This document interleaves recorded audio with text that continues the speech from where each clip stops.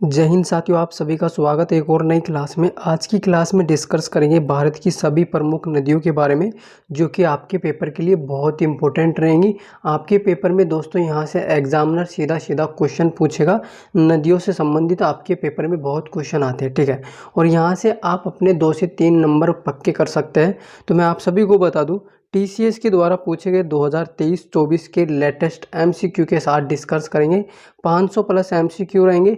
500 plus MCQ plus theory के साथ discuss करेंगे कि प्रमुख भारत की नदियाँ कौन कौन सी हैं, किस नदी का उद्गम कहाँ से होता है, उसका अंतिम छोर क्या है, ठीक है। और यानी कि किस नदी के किनारे कौन सा शहर बसा हुआ है। सारा इंपॉर्टेंट जो फैक्ट बनेंगे इस क्लास के अंदर डिस्कस करेंगे। तो आप सभी क्लास के लास्ट तक ज़रूर बने रहना।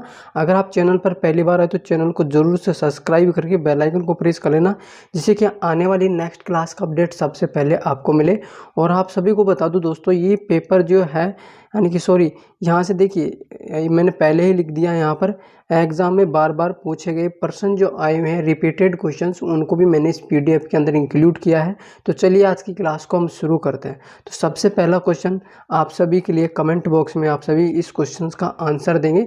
चलिए कमेंट बॉक्स में आंसर दीजिए, इस क्वेश्चन का क्या करेक्ट आंसर रहने वाला है। अगर बात करें निम्नलिखित में से कौन सी नदी कर्क रेखा को 2 बार काटती है, बताओ दोस्तों कमेंट बॉक्स में इसका करेक्ट आंसर क्या रहेगा। इसका करेक्ट आंसर रहेगा डी, यानी कि डी माही नदी। माही नदी क्या क्या काम करती है दोस्तों, माही नदी कर्क रेखा को 2 बार काटने का कार्य करती है, ठीक है। कर्क रेखा को 2 बार कौन काटती है, माही नदी, याद रखना है, ठीक है। अब माही नदी के बारे में जो इंपॉर्टेंट फैक्ट बनेंगे उनके बारे में चर्चा कर लेते हैं, यानी कि इंपॉर्टेंट फैक्ट क्या रहेंगे। और माही नदी का उद्गम कहाँ से होता है, इसकी कुल लंबाई कितनी है। तो चलिए इन फैक्ट के बारे में भी हमें जान लेते हैं। तो हम आ गए नेक्स्ट पेज के ऊपर। तो देखिए यहाँ पर मैं आप सभी को दिखा देता हूँ। देखिए माही नदी कर्क रेखा को 2 बार काटती है। अगर मैं बात करूँ कि माही नदी का उद्गम किस राज्य से होता है, तो मध्य प्रदेश के विंध्य पर्वत से दोस्तों माही नदी निकलती है। इसके बाद में नेक्स्ट फैक्ट जो बनेगा, माही नदी का अंतिम छोर क्या है, यानी कि माही नदी के कहाँ पर गिरती है, ठीक है। और मैं आप सभी को बता दूं कि खंबात की खाड़ी के द्वारा अरब सागर में जाकर के माही नदी गिरती है, अंतिम छोर है, ध्यान रखना है इसको। और माही नदी का विस्तार मध्य प्रदेश, ठीक है, उसके बाद में राजस्थान आएगा, राजस्थान के बाद में दोस्तों आपका गुजरात। क्योंकि माही नदी क्या काम करती है, मध्य प्रदेश से निकलती कर्क रेखा को 2 बार काटती है, फिर ये राजस्थान से गुजरात में प्रवेश करके खंबात की खाड़ी में गिरकर, और दोस्तों ये कहाँ पर गिरती है, अरब सागर में, ठीक है।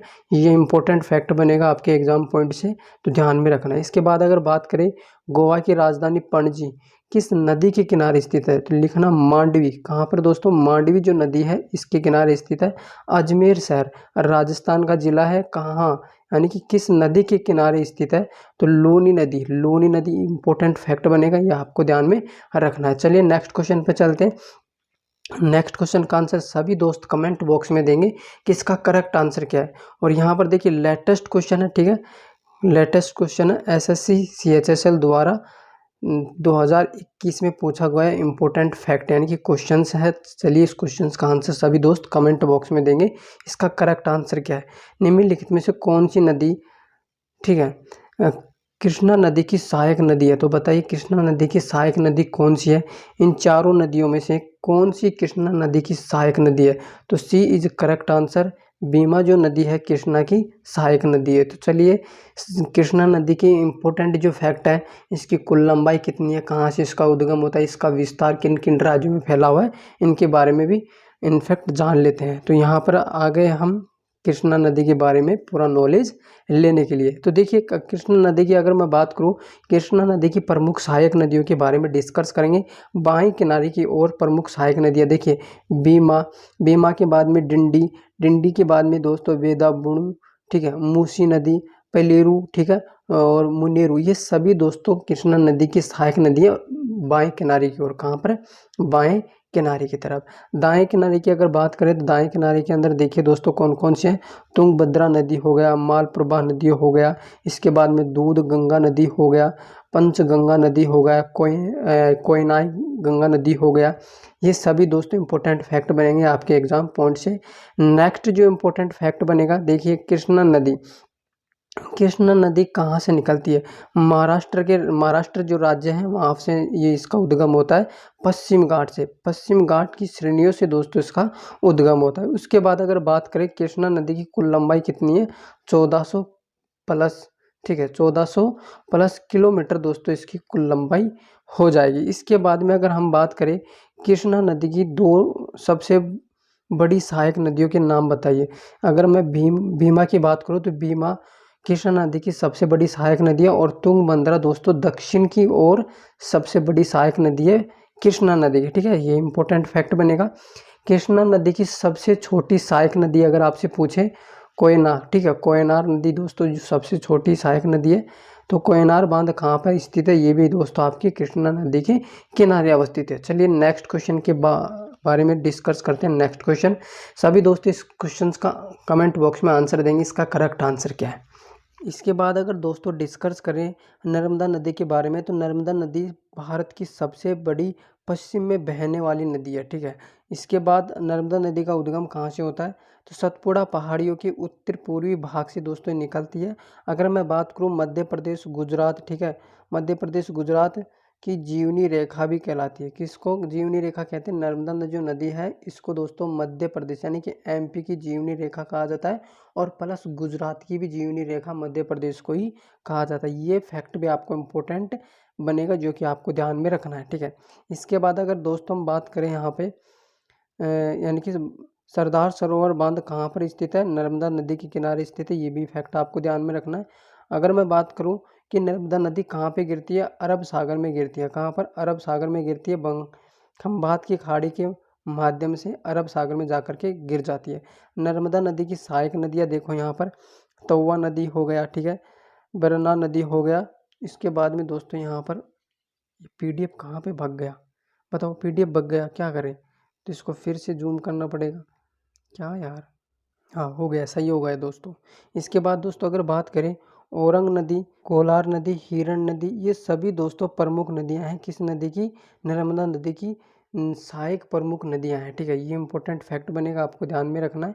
इसके बाद दोस्तों अगर डिस्कस करें इंदिरा सागर बांध किस नदी के किनारे स्थित है? नर्मदा नदी के किनारे स्थित है। और कन्हा राष्ट्रीय उद्यान दोस्तों नर्मदा नदी के तट पे बसा हुआ है, ये भी ध्यान में रखना है। जबलमपुर शहर ये एमपी का जिला है, किस नदी के किनारे है? नर्मदा नदी के किनारे। ये इंपॉर्टेंट फैक्ट बनेंगे आपके एग्जाम पॉइंट से। एग्जामिनर क्या करता है आपके एग्जाम में क्वेश्चंस जो बनाएगा ऐसे बनाएगा कि आप ये बताइए कि जबलमपुर मध्य प्रदेश का जिला है, ये किस नदी के किनारे अवस्थित है? बताइए किस नदी के किनारे अवस्थित है? नर्मदा नदी के किनारे। ये फैक्ट आपको ध्यान में रखना है। तो चलिए अब नेक्स्ट क्वेश्चन की तरफ चलते हैं। नेक्स्ट क्वेश्चन का कमेंट बॉक्स में सभी दोस्त आंसर देंगे। सीपीओ में पूछा गया क्वेश्चन है, एसएससी सीपीओ 2019 फर्स्ट शिफ्ट में, यानी कि 14 मार्च का जो एग्ज़ाम हुआ था 2019 में फर्स्ट शिफ्ट के अंदर दोस्तों मॉर्निंग के समय में, ठीक है, मॉर्निंग में पूछा गया क्वेश्चन है। बहुत ही अच्छा क्वेश्चन है दोस्तों। कमेंट बॉक्स में इसका आंसर सभी दोस्त देंगे। इसका करेक्ट आंसर क्या है बताइए ज़रा कमेंट बॉक्स में। सिंधु नदी की सबसे बड़ी सहायक नदी कौन सी है? इसके बारे में आपको बताना है। तो बताइए इसकी सबसे बड़ी सहायक नदी कौन सी है? कौन सी है बताइए। इसका करेक्ट आंसर होगा दोस्तों चिनाव नदी, ठीक है, चिनाव इस करेक्ट आंसर।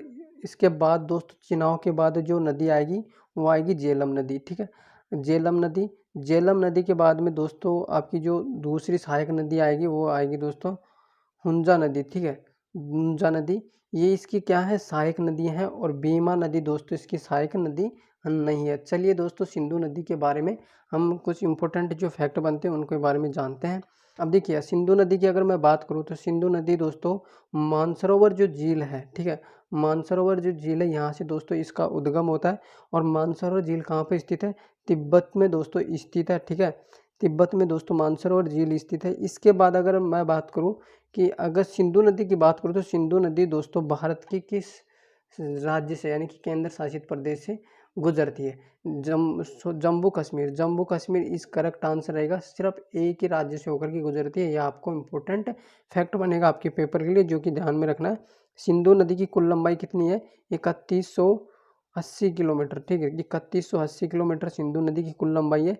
सिंधु नदी का जो नाम लिया गया था किस वेद से लिया गया था? ऋग्वेद। ऋग्वेद से दोस्तों सिंधु नदी को कहा गया, यानी कि सिंधु नदी का जो नाम है ऋग्वेद से लिया गया। ये भी इम्पोर्टेंट फैक्ट बनेगा आपके पेपर के लिए। सिंधु नदी की सहायक नदियाँ देखिए यहाँ पर, झेलम, ठीक है, झाकसर, चिनाब, रावी, व्यास, सतलुज। इसके बाद में अगर हम बात करें काबुल, काबुल के बाद में दोस्तों हुजा, ये सभी दोस्तों क्या हैं? सिंधु नदी की सहायक नदियाँ हैं, ठीक है। इंपॉर्टेंट फैक्ट बनेंगे, सहायक नदियाँ हैं, इनको भी आप एक बार यहाँ पर हमने देख लिया है। अब नेक्स्ट पेज पे आ गए, यहाँ पर देखिए सबसे इम्पोर्टेंट मैंने अभी बताया था आपको कि सिंधु नदी भारत के केवल जम्मू कश्मीर राज्य से होकर के बहती है, इसके अलावा किसी भी राज्य से नहीं बहती है। जम्मू कश्मीर एक केंद्र शासित प्रदेश है, वहीं से दोस्तों इसका यानी कि तिब्बत से जम्मू कश्मीर में प्रवेश करती है, फिर दोस्तों ये पाकिस्तान में चली जाती है, ठीक है। पाकिस्तान में सिंधु नदी जल समझौता कब हुआ था? बताइए, भारत के साथ कब हुआ था? तो 1960। ये इंपॉर्टेंट फैक्ट बनेगा, 1960 में दोस्तों ये सिंधु जल समझौता भी हुआ है, ठीक है। इसके बाद में अगर हम बात करें कि यहाँ पर देखिए इम्पोर्टेंट जो फैक्ट बनेगा, यहाँ पर नेक्स्ट क्वेश्चन का आंसर सभी दोस्त कमेंट बॉक्स में देंगे। निम्नलिखित में से कौन सी गंगा नदी की सहायक नदी नहीं है? स्पेशल क्वेश्चन बनेगा आपके पेपर के लिए, ठीक है। आपके पेपर के लिए स्पेशल क्वेश्चन बनेगा, इसका करेक्ट आंसर बताओ क्या होगा? तो इसका जो करेक्ट आंसर होगा दोस्तों ए, मूसी नदी। मूसी नदी दोस्तों इसकी सहायक नदी नहीं है। और आप कमेंट बॉक्स में एक क्वेश्चन का आंसर बताइए, तेलंगाना की राजधानी हैदराबाद किस नदी के किनारे अवस्थित है? बताइए जरा मुझे कमेंट बॉक्स में। तो इसका करेक्ट आंसर होगा ए, मूसी नदी गंगा नदी की सहायक नदी है। गंडक, ठीक है, गौतमी, कोसी, ये तीनों नदी दोस्तों गंगा नदी की सहायक नदी है। तो चलिए गंगा नदी के बारे में जो इम्पोर्टेंट फैक्ट बनेंगे उनके बारे में हम एक बार देख लेते हैं। तो हम यहाँ पर नेक्स्ट पेज पे आ गए। सबसे पहले तो अगर मैं बात करूँ, भारत की सबसे लंबी नदी कौन सी है? गंगा नदी। इसकी कुल लंबाई कितनी है? 2525 किलोमीटर, ठीक है, 2525 किलोमीटर इसकी कुल लंबाई हो जाएगी। इसके बाद में अगर हम बात करें यहाँ पर कि गंगा नदी की प्रमुख सहायक नदियों के बारे में, यानी कि इसकी सहायक नदियाँ कौन कौन सी हैं? गौतमी हो गई, गंगा हो गई, गंडक हो गई, है ना, और इसके बाद में कोसी हो गई, महानंदा हो गई, रामगंगा हो गई, ठीक है। रामगंगा के बाद में यमुना, सोन नदी हो गई, सोन नदी के बाद में चंदन, अजय, दामोदर, ये सभी दोस्तों इसकी क्या हैं? इंपॉर्टेंट सहायक नदियां हैं जो कि आपके एग्जाम में पूछी जा सकती है, इंपॉर्टेंट बनेंगे आपके एग्जाम पॉइंट से, ठीक है। इसके बाद अगर हम बात करें तो यहाँ पर देखिए आप, Ganga Jackson plan, Ganga Jackson plan कब आया था दोस्तों? ये 1986 में आया था और राजीव गांधी द्वारा दोस्तों इसको शुरू किया गया था। और इसी का उद्देश्य क्या है? इसका मुख्य उद्देश्य ये है कि गंगा नदी के प्रदूषण में कमी लाना, यानी कि पानी की गुणवत्ताओं में सुधार लाना, ठीक है। तो ये इंपॉर्टेंट फैक्ट बनेगा। इसके बाद में अगर नेक्स्ट क्वेश्चन पे चले तो नेक्स्ट क्वेश्चन पे यहाँ पर कमेंट बॉक्स में सभी दोस्त इसका आंसर देंगे, जो कि एसएससी एमटीएस 2021 में पूछा गया क्वेश्चन है आपके एग्जाम में, ठीक है। बताइए इसका करेक्ट आंसर क्या है? जल्दी कमेंट बॉक्स में आंसर देंगे, इसका करेक्ट आंसर क्या है? तो इसका जो करेक्ट आंसर रहेगा, उससे पहले मैं क्वेश्चन पढ़ रहा हूँ। देखिए, ब्रह्मपुत्र नदी के बारे में कौन सा कथन सत्य है, सॉरी गलत है? कौन सा कथन गलत है, इसके बारे में कमेंट बॉक्स में बताएंगे सभी दोस्त। तो इसका करेक्ट आंसर रहेगा दोस्तों बी, 725। 725 दोस्तों गलत है, 725 किलोमीटर नहीं आएगा यहाँ पे, ठीक है। 725 किलोमीटर नहीं आएगा यहाँ पर दोस्तों, 1319 किलोमीटर, ठीक है, 1319 किलोमीटर लगभग इतना किलोमीटर भारत में बहने के बाद दोस्तों ये क्या कर दिए? आपके बांग्लादेश में प्रवेश करती है। तो चलिए ब्रह्मपुत्र जो नदी है इनके बारे में इंपॉर्टेंट जो फैक्ट बनते हैं उनको देख लेते हैं। यहाँ पर एक बार ब्रह्मपुत्र प्रणाली के बारे में हम जानते हैं, यहाँ पर इम्पोर्टेंट फैक्ट। इसके बाद देखिए दोस्तों, इसमें सबसे इम्पोर्टेंट जो क्वेश्चन बनेगा, इसकी प्रमुख सहायक नदी आपके एग्जाम में बहुत ही ज़्यादा रिपीटेड होती हैं। आपसे आपके पेपर में एग्जामिनर किस तरह का क्वेश्चन पूछेगा? ब्रह्मपुत्र से संबंधित जो क्वेश्चन पूछेगा वो ये पूछेगा कि प्रमुख इसकी सहायक नदी नहीं है, सहायक नदी कौन सी है, यही पूछता है ज़्यादातर। तो बताइए इसकी प्रमुख सहायक नदियों के बारे में हम एक बार पढ़ेंगे, ठीक है।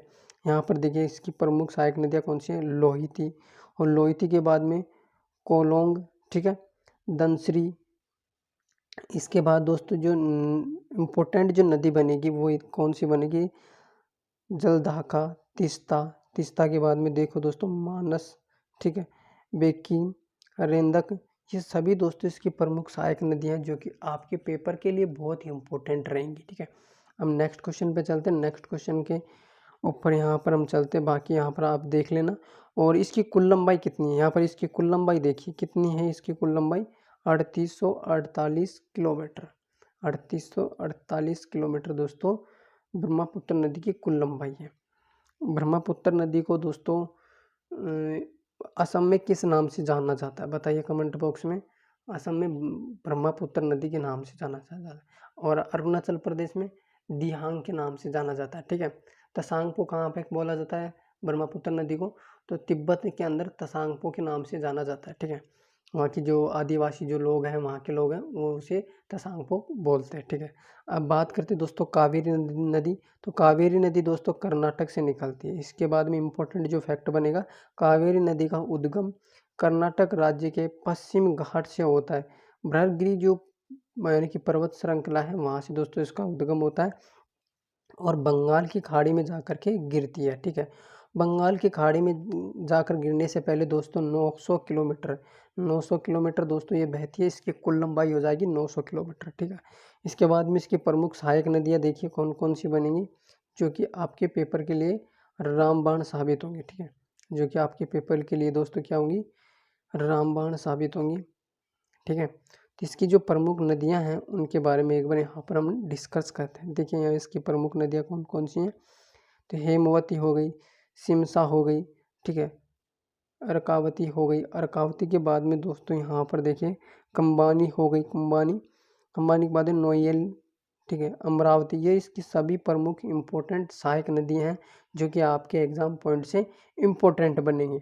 इसके बाद में अगर मैं बात करूँ कावेरी नदी का बेसिन के बारे में, तो इसका जो बेसिन है कितना किलोमीटर एरिया में फैला हुआ है, कितना किलोमीटर, इसकी कुल लंबाई है 900 किलोमीटर। वैसे इसका एरिया क्षेत्रफल पूछे ना आपको, तो यहाँ पर कितना है, इसको मिटाना पड़ेगा। अच्छा, 87,900 वर्ग किलोमीटर, 87,900 वर्ग किलोमीटर क्षेत्र में इसका विस्तार फैला हुआ है। ठीक है, और अगर मैं बात करूँ देश के कुल भौगोलिक क्षेत्र का कितना परसेंट हिस्सा है इसके पास, यानी कि भारत के जो कुल क्षेत्रफल में से इसका कितना क्षेत्रफल है, तो 2.7%। ठीक है, इंपॉर्टेंट फैक्ट बनेगा, ध्यान में रखना है। चलिए नेक्स्ट क्वेश्चन पर चलते हैं। नेक्स्ट क्वेश्चन का आंसर सभी दोस्त कमेंट बॉक्स में देंगे। स्पेशल क्वेश्चन है आपके पेपर इम्पोर्टेंट के लिए, बताइए। निम्नलिखित में से गंडक नदी पानी कहाँ से लेती है, यानी कि गंडक नदी को पानी कहाँ से मिलता है, तो इसका जो करेक्ट आंसर होगा ए, यानी कि त्रिवेणी धाम से, त्रिवेणी नहर से दोस्तों इसको पानी मिलता है। और यहाँ पर अगर मैं बात करूँ बुलंद झील, डल झील दोस्तों आपके जम्मू कश्मीर, ठीक है, जम्मू कश्मीर में स्थित है। ये फैक्ट आपको ध्यान में रखना है। तो हम बात करते हैं गंडक नदी के बारे में, यह कहाँ से इसका उद्गम होता है, तो तिब्बत के पास दोस्तों, नेपाल के पास तिब्बत में धौलागिरी जो पर्वत श्रेणियाँ हैं वहाँ से दोस्तों निकलती है। ठीक है, नेपाल में दोस्तों इस किस नाम से जाना जाता है, इसको प्रोवेंडी के नाम से, प्रोवेंडी के नाम से जाना जाता है, ये भी ध्यान में रखना।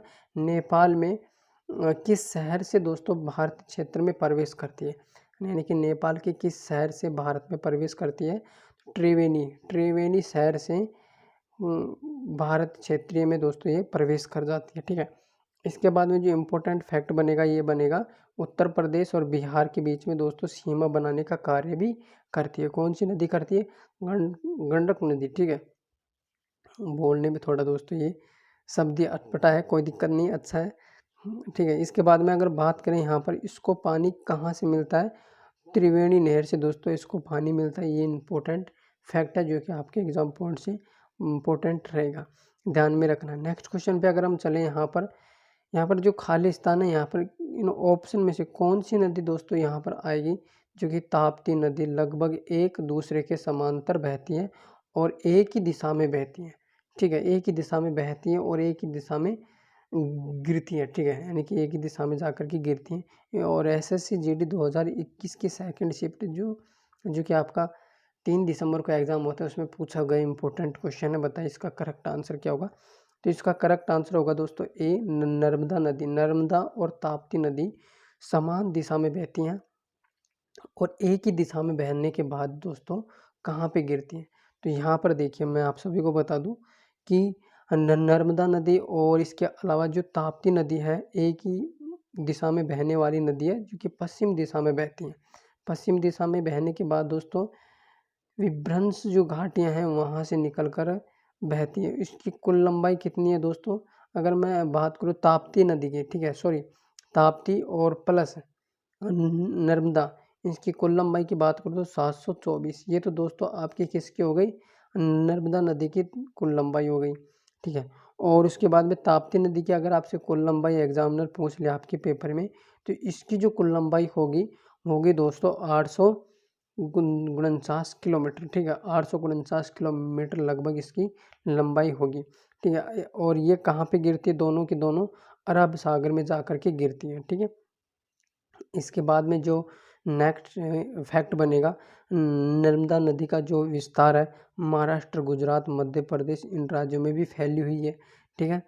इसके बाद में दोस्तों ताप्ती की प्रमुख सहायक नदी है, यहाँ पर देखिए आप लास्ट जो लाइन है यहाँ पर देखिए इसकी प्रमुख सहायक नदियाँ कौन कौन सी हैं। तो ये दोस्तों वेरी हो गया, वेरी के बाद में गिरना हो गया, उसके बाद दोस्तों यहाँ पर जंग पंजरा हो गया, पंजरा के बाद में बहादुर, ठीक है, अनेर, ये इसकी सभी की सभी सहायक नदियाँ हैं किसकी, ताप्ती की प्रमुख सहायक नदियाँ, जो कि आपके पेपर के लिए इम्पोर्टेंट बनेंगी। चलिए नेक्स्ट क्वेश्चन पे चलते हैं, माही नदी के बारे में। माही नदी ये तो पढ़ा था यार ना, माही नदी पढ़ा था ना, करक रेखा को 2 बार काटती है। इसकी प्रमुख सहायक नदी यहाँ पर मैंने दे रखी है, बाकी इंपॉर्टेंट फैक्ट यहाँ पर है जो कि आपके एग्जाम पॉइंट से इंपॉर्टेंट बनेंगी, आप इनको एक बार देख लेना, ठीक है। मैं नेक्स्ट क्वेश्चन पे चलता हूँ। बताइए मूसी नदी के बारे में डिस्कस करते हैं। मूसी नदी, अब मैंने अभी आपसे कमेंट बॉक्स में क्वेश्चन पूछा था, ठीक है, मैंने कि तेलंगाना की राजधानी हैदराबाद किस नदी के किनारे स्थित है, तो मूसी नदी के किनारे स्थित है, जो कि यहाँ पर आप देख पा रहे होंगे तेलंगाना से होकर के बहती है, दक्कन के पठार में कृष्ण नदी में जाकर के मिल जाती है। मूसी नदी किसकी सहायक नदी है, कृष्णा नदी की सहायक नदी है। और मूसी नदी के किनारे तेलंगाना की जो राजधानी हैदराबाद वो भी दोस्तों अवस्थित है, ये आपको ध्यान में रखना है। इसके बाद में देखिए दोस्तों, यह नदी हैदराबाद के इतिहास का सबसे भयंकर बाढ़ के लिए बदनाम है। कौन सी नदी, मूसी नदी। जो मूसी नदी है दोस्तों ये किसके लिए बदनाम है, हैदराबाद की भयंकर बाढ़ के लिए। 1908 में दोस्तों क्या हुआ था कि एक बाढ़ आई थी, ठीक है, उस बाढ़ की वजह से दोस्तों ये मूसी नदी बदनाम हो रखी है, ठीक है। वैसे मुन्नी बदनाम वाला तो सिस्टम यहाँ पर है ही नहीं। तो देखिए नेक्स्ट क्वेश्चन पे, देखिए नेक्स्ट क्वेश्चन पे आ गए हम। हैदराबाद तेलंगाना की राजधानी है, ठीक है, मूसी नदी के किनारे स्थित है। इसके बाद दोस्तों ध्यान से देखिए, इंपॉर्टेंट जो फैक्ट बनेगा आपके एग्जाम पॉइंट से ये बनेगा कि गुलाबी शहर किस शहर को कहा जाता है, तो जयपुर को कहा जाता है। जयपुर किसकी राजधानी है, राजस्थान की, किसकी, राजस्थान की राजधानी है। अहमदाबाद गुजरात का शहर है, यानी कि गुजरात की राजधानी है। अहमदाबाद किस नदी के किनारे स्थित है, साबरमती नदी के किनारे स्थित है। ताप्ती नदी की किनारे दो अवस्थित जो शहर है, ताप्ती नदी के किनारे अवस्थित शहर, यहाँ पर इम्पोर्टेंट फैक्ट देख लेना। इसके बाद मैं सीधा नेक्स्ट क्वेश्चन पे चलता हूँ। नेक्स्ट क्वेश्चन पे आ गए, रावी नदी। रावी नदी का ऋग्वेद से नाम लिया गया था, इसका प्रमुख नाम क्या है बताइए, किस नाम से जाना जाता था इसको, यानी कि रावी नदी को ऋग्वेद में किस नाम से पुकारा जाता था। तो इसका जो करेक्ट आंसर होगा इरावती नदी के नाम से, यानी कि ए इज करेक्ट आंसर, ठीक है, इरावती नदी के नाम से इसे पुकारा जाता था। यहाँ पर दोस्तों इसका इतिहास दिया हुआ है, किस नदी का, रावी नदी का, जो कि आप यहाँ पर इसको रीड कर लेना अच्छे से, ठीक है। इसके बाद दोस्तों नेक्स्ट पेज पे चलते हैं, जो कि आपके पेपर के लिए इम्पोर्टेंट रहेगा। और रोहितांग दर्रा, अगर मैं बात करूँ रोहितांग दर्रा, तो इसकी जो कुल लंबाई है दोस्तों 9.2 किलोमीटर, ठीक है। और रोहितांग जो दर्रा है 9.2 किलोमीटर इसकी कुल लंबाई है, और हिमाचल प्रदेश में स्थित है। कुल्लू पहाड़ियाँ कहाँ स्थित है, ये भी दोस्तों हिमाचल प्रदेश में स्थित है। और जो रावी नदी है, कौन सी दोस्तों, रावी नदी, रावी नदी हिमाचल प्रदेश के कुल्लू पहाड़ियों से दोस्तों निकलती है, ठीक है। कहाँ से निकलती है, रावी नदी कुल्लू पहाड़ियों से निकलती है हिमाचल प्रदेश से। और इसके बाद में इम्पोर्टेंट जो फैक्ट बनेगा आपके एग्ज़ाम पॉइंट के लिए, इसकी जो कुल लंबाई है 158 किलोमीटर, 158 किलोमीटर दोस्तों रावी नदी की कुल लंबाई है, ठीक है। और इसके बाद दोस्तों नेक्स्ट पेज पे चलते हैं। नेक्स्ट पेज पे देखिए यहाँ पर बराक नदी। बराक नदी दोस्तों एग्जामिनर की फेवरेट नदी है। यहाँ से दोस्तों इम्पोर्टेंट फैक्ट बनता है, आपके पेपर के लिए इम्पोर्टेंट बनेगा, ठीक है। एग्जामिनर क्या करता है आजकल आपके पेपर में दोस्तों, यहाँ से घुमा घुमा के क्वेश्चंस बनाता है, ठीक है, जो कि बार बार पूछता है। एसएससी में देख लो, ठीक है, मैंने एसएससी के बहुत सारे प्रीवियस जो पेपर हो चुके हैं 2 से 3 साल के, उनको मैंने उठाया और उन पेपरों के अंदर मैंने खूब देखा इन क्वेश्चंस को। रिपीटेड क्वेश्चन है ये, ठीक है। यहाँ से बहुत इंपॉर्टेंट क्वेश्चन बनेंगे, इस पेज को ज़रूर पढ़ना है। बाकी पेज आपने पढ़ा नहीं पढ़ा उस पर कोई दिक्कत वाली बात नहीं है, पर इसको ज़रूर पढ़ना है। अब इसमें क्या लिखा गया है क्या नहीं लिखा गया है, तो चलिए इसको हम देखते हैं। बराक नदी दोस्तों मणिपुर के माउंट जानपो से निकलती है। माउंट जानपो क्या है दोस्तों, एक पर्वत है, ठीक है। ये मणिपुर में स्थित है पर्वत, और यहाँ से दोस्तों ये नदी निकलती है। इसके बाद में जो इम्पोर्टेंट फैक्ट ये बनेगा कि बराक नदी का विस्तार किन किन राज्यों में फैला हुआ है। असम में, मणिपुर और इसके बाद में मिजोरम, ये 3 राज्यों में इसका विस्तार फैला हुआ है, बहुत ही भयंकर तरीके से, ठीक है।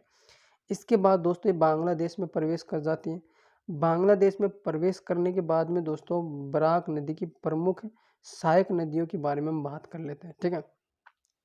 इसकी प्रमुख सहायक नदियाँ क्या क्या बनेंगी, यहाँ पर सिंगला, लोंगई, ठीक है, सोनाई, ये इसकी प्रमुख सहायक नदियाँ हैं। बांग्लादेश में बराक नदी को किस नाम से जाना जाता है, मेगमा नाम से जाना जाता है, सुरमा नाम से जाना जाता है, सुरमा मेगमा। ये इंपॉर्टेंट फैक्ट बनेगा आपके पेपर के लिए, ध्यान में रखना है।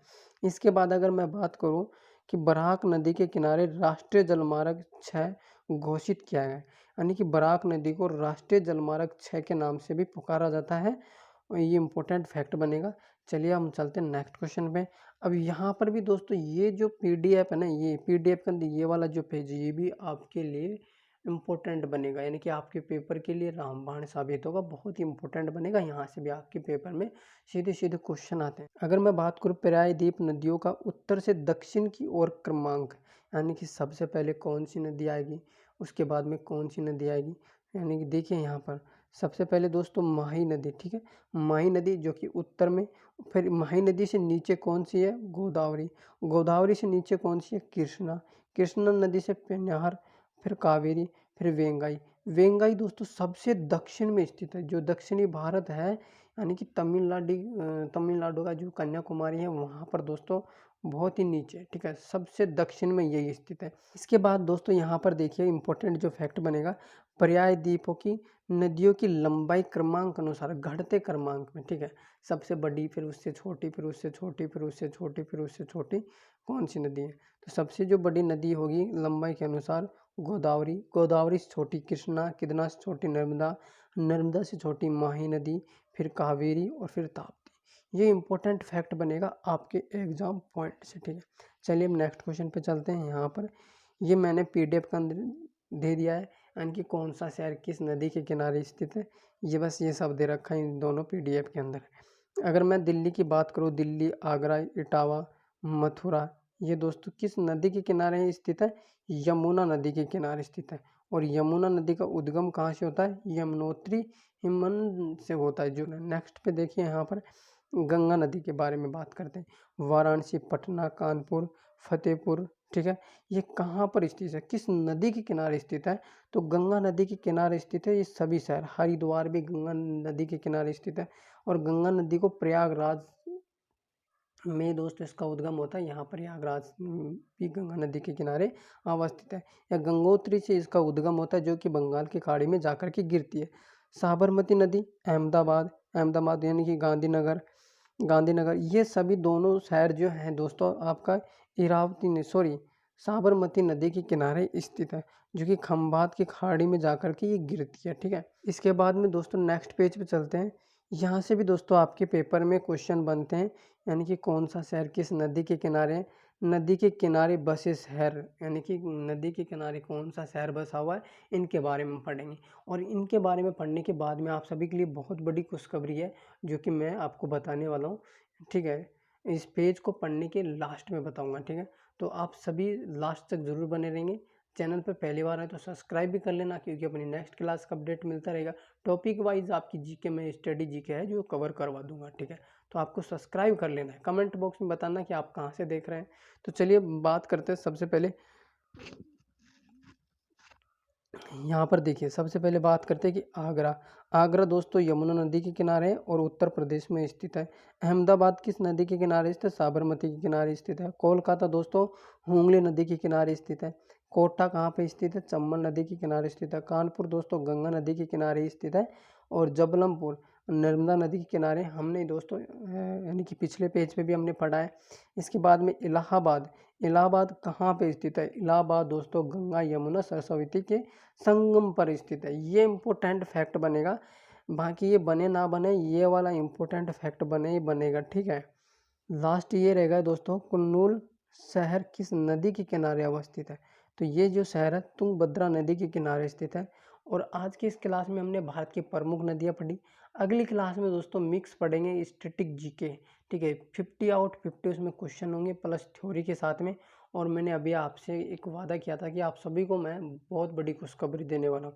खुशखबरी यह है कि पीडीएफ है, पीडीएफ, ठीक है, यह आपको अपने टेलीग्राम चैनल पे मिल जाएगी प्रिंट आउट, ठीक है। और कलरफुल पीडीएफ है। और इसमें सारे थ्योरी जो दे रखी है जो कि आपके एग्जाम पॉइंट से इंपॉर्टेंट है, यहाँ से आपके पेपर में आएंगे और आपके पेपर के लिए रामबाण साबित होगी। तो पीडीएफ अगर आपको चाहिए तो अपने टेलीग्राम चैनल पे मिलेगी। टेलीग्राम चैनल का लिंक वीडियो के डिस्क्रिप्शन में दे रखा है, जा करके आप वहाँ से इसको प्राप्त कर लेना, ठीक है। फिर मिलते हैं एक नई क्लास के साथ। जय हिंद, वंदे मातरम।